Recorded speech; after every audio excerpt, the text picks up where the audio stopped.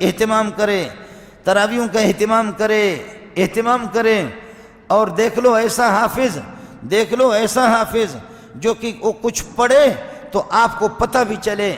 ذالک الکتاب لا ریب فیہ ھدی للمتقین الذین یؤمنون بالغیب ویقیمون الصلاۃ ومما رزقناہم ینفقون۔ کچھ تو پتہ چلے۔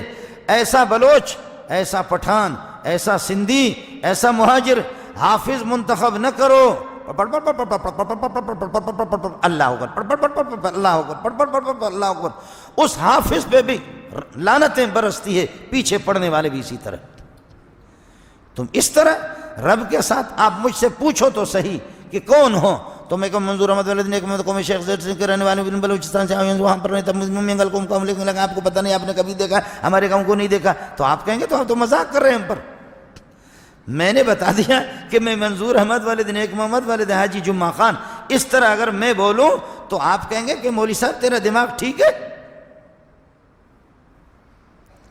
یہ کوئی طریقہ ہے بتانے کا؟ آپ سمجھ رہے نہیں سمجھ رہے؟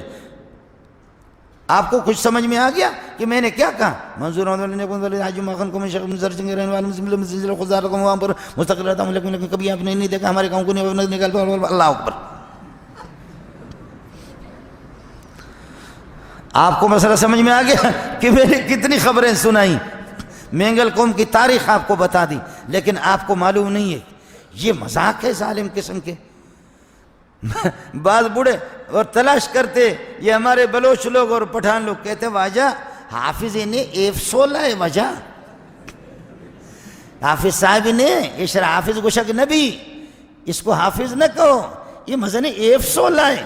وہ بھی بغیرت ہے اور پیچھے پڑھنے والے بھی بدبخت ہیں، وہ بھی پرلے درجے کا، پتہ نہیں اس نے کس مدرسے میں پڑھا، اس کے اساتذہ کیسے منحوس ہوں گے، وہ کس بغیرت کاری نے اس کو پڑھایا۔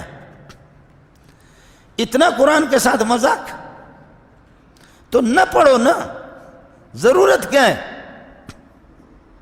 میں خود بھی نالائق ہوں، لیکن سلیم اللہ چلا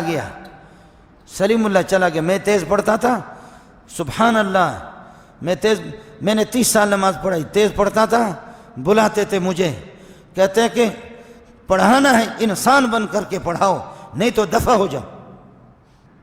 بعض لوگ قرآن پڑھنے والے اس قسم کے ہوتے ہیں کہ واہ واہ لوگ جھوم جاتے ہیں، اور بعض ایسے ہوتے ہیں کہ جو قرآن پڑھتے ہیں لوگوں کو بخار چڑھتا ہے۔